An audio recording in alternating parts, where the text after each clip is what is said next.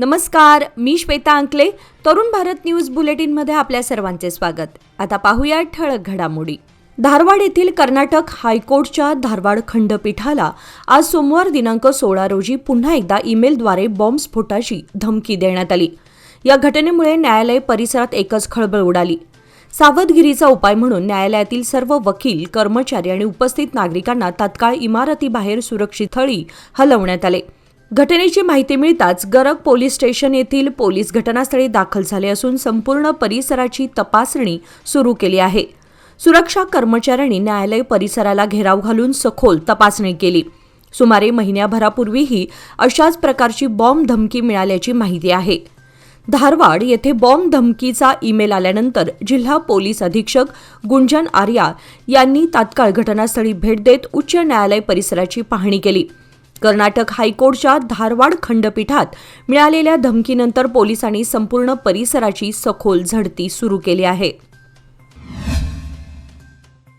धारवाड येथे bomb धमकीचा email आल्यानंतर जिल्हा पोलीस अधीक्षक गुंजन आर्या यांनी तात्काळ घटनास्थळी भेट देत उच्च न्यायालय परिसराची पाहणी केली. कर्नाटक हायकोर्टच्या धारवाड खंडपीठात मिळालेल्या धमकीनंतर पोलिसांनी संपूर्ण परिसराची सखोल झडती सुरू केली. खबरदारीचा उपाय म्हणून न्यायालयातील सर्व वकील, कर्मचारी व नागरिकांना इमारतीबाहेर सुरक्षित स्थळी हलवण्यात आले आहे. सध्या केवळ पोलीस कर्मचारीच इमारतीत उपस्थित आहेत. दरम्यान बॉम्ब शोध पथक तसेच अग्निशमन दलाचे कर्मचारीही घटनास्थळी दाखल झाले असून तपासणी सुरू आहे. माध्यमांशी बोलताना SP गुंजन आर्या म्हणाले की आम्ही नुकतेच उच्च न्यायालयात दाखल झालो आहोत. संपूर्ण परिसराची तपासणी सुरू आहे. सध्या आत फक्त आमचे कर्मचारी आहेत. ईमेलमध्ये दुपारी 1:15 स्फोट होईल असा उल्लेख आहे. या संदेशामध्ये विविध राज्यांचा उल्लेख असल्यानं अधिक माहिती सध्या देणं शक्य नाही.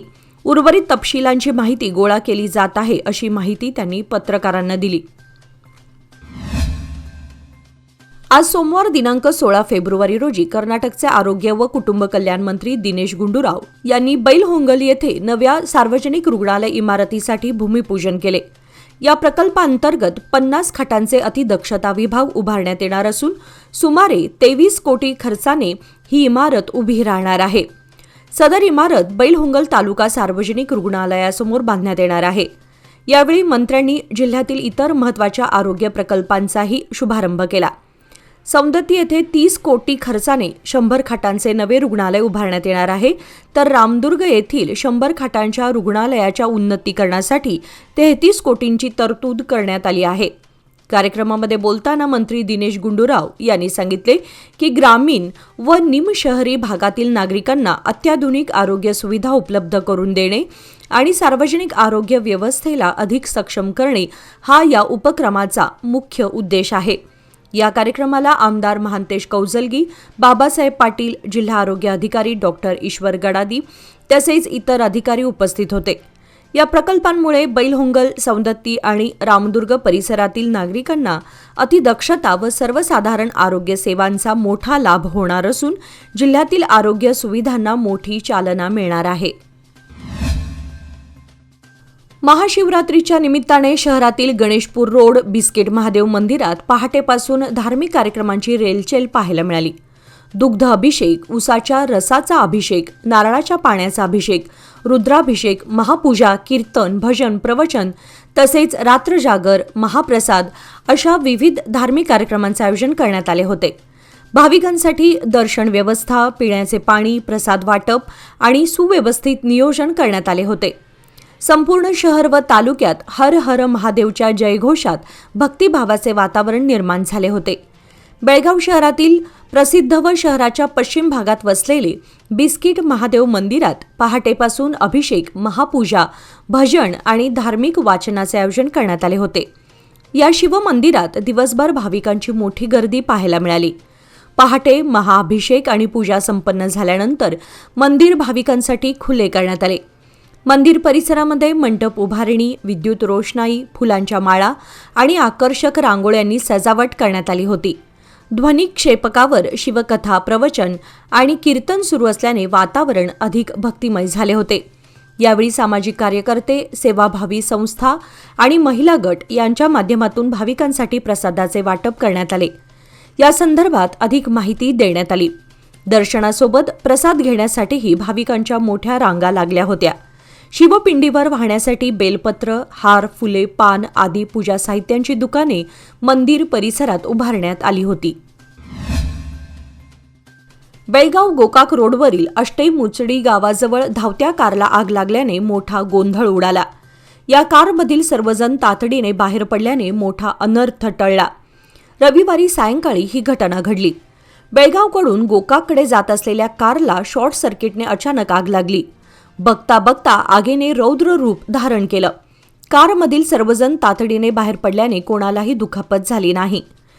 अग्निशामक दलाला याची माहिती देण्यात आली. अग्निशामक दलाच्या जवानांनी येऊन आग आटोक्यात आणली. मात्र तोपर्यंत कार पूर्णपणे जळून खाक झाली होती. या घटनेमुळे या रस्त्यावरील वाहतूक काही काळ थांबवण्यात आली होती. त्यामुळे वाहतूक कोंडी झाली होती. तुमच्यावर मनी लॉन्ड्रिंगचा गुन्हा दाखल झाला आहे. तत्काळ डिजिटल अरेस्ट होईल अशी भीती दाखवत सायबर भामट्यांनी निपाणी शहरातील एकाकडून तब्बल 5 लाख रुपये उकळल्याची धक्कादायक घटना उघडकीस आली आहे. या प्रकाराने निपाणी परिसरात खळबळ उडाली असून सायबर गुन्हेगारांचे डिजिटल अरेस्टचा प्रकार इथेही पोहोचल्याचं चित्र आहे. निपाणी येथील फिर्यादी अभिमन्यू वय 60 यांचं निपाणी येथील बँक ऑफ महाराष्ट्रामध्ये बचत खातं असून संबंधित खात्याशी त्यांचा मोबाईल क्रमांक लिंक्ड आहे. फिर्यादीच्या मोबाईल क्रमांकावरून संपर्क साधत व्हिडिओ कॉल केला. कॉल करणाऱ्यांनी स्वतःला मुंबई क्राईम ब्रँचचे अधिकारी असल्याचे सांगत तुमच्या नावावर मनी लॉन्ड्रिंगचा गुन्हा दाखल झालाय असा बनाव केला. तसेच एका संशयित मोबाईल क्रमांकाचा संदर्भ देत तुमची चौकशी सुरू असून तुम्हाला डिजिटल अरेस्ट केलं जाणार आहे असं सांगून भीतीचं वातावरण निर्माण केलं. आरोपींनी फिर्यादीला सतत व्हिडिओ कॉलवर ठेवून बाहेरील कोणाशी संपर्क न करण्याच्या सूचना दिल्या. आमच्या सूचनांना सहकार्य केल्यास प्रकरणातून सुटका करू असं आमिष दाखवून विश्वास संपादन करण्यात आला. या दबावाखाली आलेल्या फिर्यादीकडून 5,01,000 रुपये RTGSद्वारे सिटी युनियन बँक खात्यामधून पैसे वर्ग करून घेण्यात आले. त्यानंतर एकदा रक्कम मिळाल्यानंतर संबंधितांनी संपर्क तोडला. फसवणूक झाल्याचं लक्षात येताच फिर्यादींनी पोलिसांकडे धाव घेतली. या प्रकरणी अज्ञात आरोपींविरुद्ध सायबर गुन्हा दाखल करण्यात आलाय.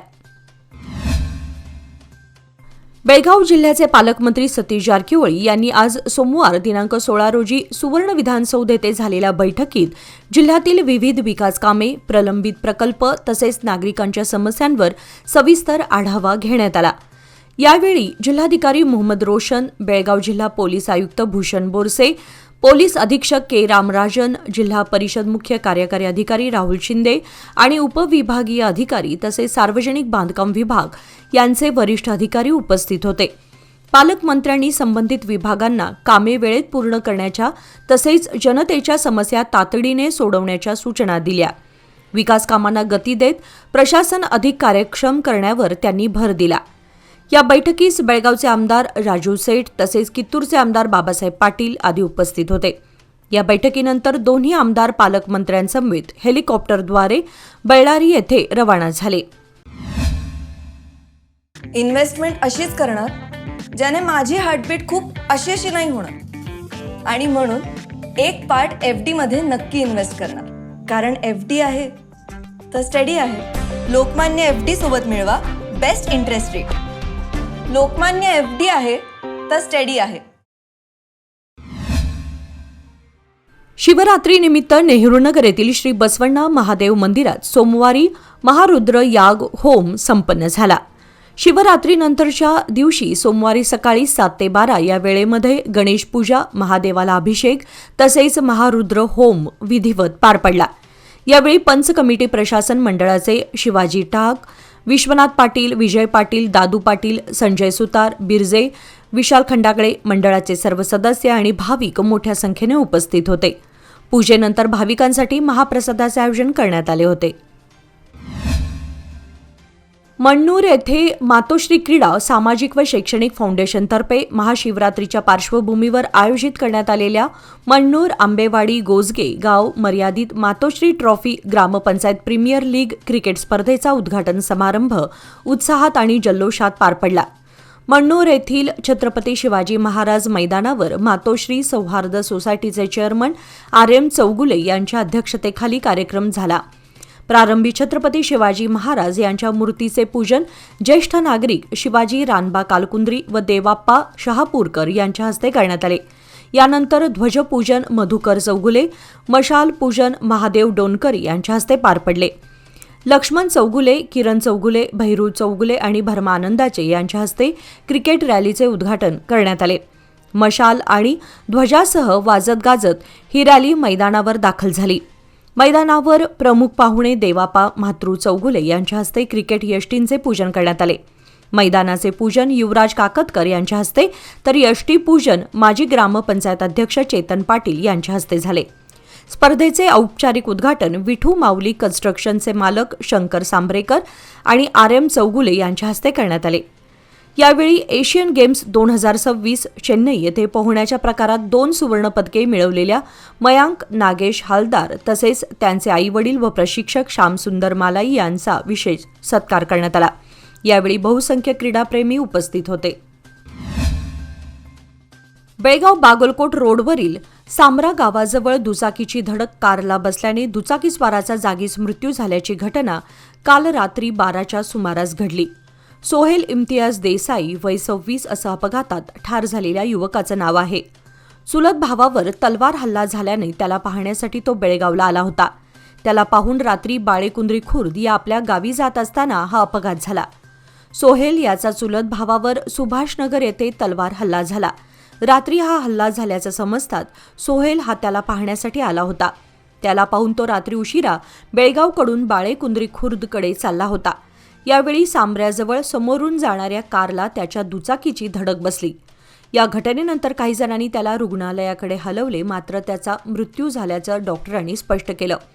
या घटनेची माहिती मिळताच मारिहाळ पोलीस घटनास्थळी दाखल झाले. या घटनेचा पंचनामा करून त्यांनी घटनेची नोंद करून पुढील तपास सुरू केला आहे. बेळगावातील Gomatesh English medium primary school Hindwadi येथे पही वाइब्स फाउंडेशनतर्फे हॅलो पिरियड्स या विशेष सत्राचे आयोजन करण्यात आले होते. या उपक्रमाचा लाभ शाळेतील सुमारे 80 विद्यार्थिनींनी घेतला. या सत्राचा मुख्य उद्देश मुलींच्या मनातील मासिक पाळीबद्दलची भीती घालवणे, सामाजिक गैरसमज दूर करणे आणि त्यांना आत्मविश्वास व योग्य माहिती देऊन सक्षम करणे हा होता. मासिक पाळीच्या स्वच्छतेसोबतच मुलींना गुड टच, बॅड टच आणि पौष्टिक आहार यासारख्या महत्त्वाच्या विषयांवरही सखोल मार्गदर्शन करण्यात आले. हे सत्र यशस्वी करण्यासाठी डिंपल पोरवाल आणि सिल्कू पोरवाल यांनी परिश्रम घेतले. यावेळी पही वाइब्स फाउंडेशनच्या संचालिका अध्यक्षा रक्षा यू, सदस्या मेघा दुदामी व बिजल शाह, शाळेचे प्राचार्य नाईक सुजाता पाटील यांच्यासह इतर कर्मचारी वर्ग उपस्थित होते. निपाणी महामार्गानजीक असणाऱ्या पूर्वंत PUC सेंटरमध्ये बेळगाव येथील ग्राहकाची सोन्याची 2.5 तोळ्याची सापडलेली बांगडी प्रामाणिकपणे परत केली. त्यामुळे बेळगावच्या ग्राहकाने सुटकेचा निश्वास सोडला. याबाबत घटनास्थळावरून मिळालेली माहिती अशी की निपाणी महामार्गानजीक पूर्वंत PUC सेंटरमध्ये बेळगाव येथील ग्राहक आले होते. दरम्यान PUC भरत असताना कारमधील महिला ग्राहक खाली उतरले. यावेळी त्यांच्या बालिकेने 2.5 तोळे सोन्याची बांगडी हातात खेळत असताना ती तिथेच पडली. ही बाब काही तासानंतर या महिलेच्या लक्षात आली. यावेळी त्यांनी पावतीवरून पूर्वंत PUC सेंटरला दूरध्वनीवरून संपर्क साधला. यावेळी PUC सेंटरच्या मालकांनी त्वरित ही बाब तेथे काम करत असलेल्या PUC ऑपरेटर प्रदीप मारुती एझरे यांना सांगितली. सुमारे अर्धा तासाच्या परिश्रमानंतर ही सोन्याची बांगडी PUC ऑपरेटर प्रदीप एझरे यांना मिळाली. PUC मालकाने बेळगावच्या महिला ग्राहकाला त्वरित फोन करून सोन्याची बांगडी मिळाल्याची माहिती दिली.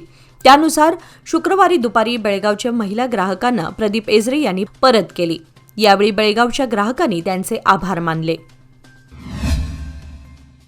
बेळगाव क्लब रोड परिसरात बिबट्याचा पुन्हा वावर सुरू झाल्याची दाट शक्यता वर्तवण्यात येत आहे. क्लब रोडच्या सीपेड मार्गे हिंडलग्याकडे जाणाऱ्या रस्त्यावर रविवारी रात्री काही संशयास्पद हालचाली जाणवल्याने जागरूक नागरिकांकडून ही शक्यता वर्तवली जात आहे.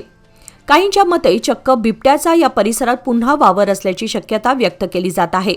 याबाबत वन खात्याकडून स्पष्टीकरणाची अपेक्षा व्यक्त केली जात आहे. या संदर्भात शहानिशा करण्याचा प्रयत्न केला असता मिळालेल्या माहितीनुसार क्लब रोड परिसरात पुन्हा बिबट्याचा वावर आढळून आल्यानं वन खाते आणि पोलीस खाते सावध झाल्याचे समजते.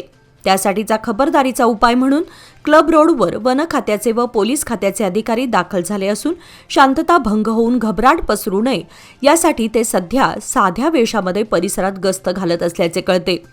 गेल्या काही वर्षांमध्ये बेळगाव शहराच्या बाह्य भागामध्ये बिबट्याचा वावर दिसून आला होता. एका बिबट्याने तर रेसकोर्स मैदानाच्या ठिकाणी असलेल्या जंगल सदृश प्रदेशामध्ये जवळपास महिनाभर ठाण मांडून बेळगावच्या वन आणि पोलीस खात्याला पळता भुई थोडी केली होती. आता पुन्हा बिबट्याने या परिसरात प्रवेश केल्याचं बोललं जात असून जनहितार्थ याबद्दल वन खाते आणि पोलीस खात्याने कमालीची गुप्तता पाळल्याचं समजतं. दरम्यान क्लब रोड परिसरामध्ये बिबट्याचा वावर सुरू झाल्याची अफवा शहरात पसरली असून याबाबत अनेक तर्कवितर्क लढवले जात आहेत. याचबरोबर आजचे बातमीपत्र इथे संपले. अधिक माहिती आणि ताज्या घडामोडींसाठी पाहत रहा तरुण भारत न्यूज चॅनल. तसेच आमच्या चॅनलला लाईक, शेअर आणि सबस्क्राईब करायला विसरू नका. आणि विश्वासार्ह बातम्यांसाठी दररोज वाचा दैनिक तरुण भारत. धन्यवाद.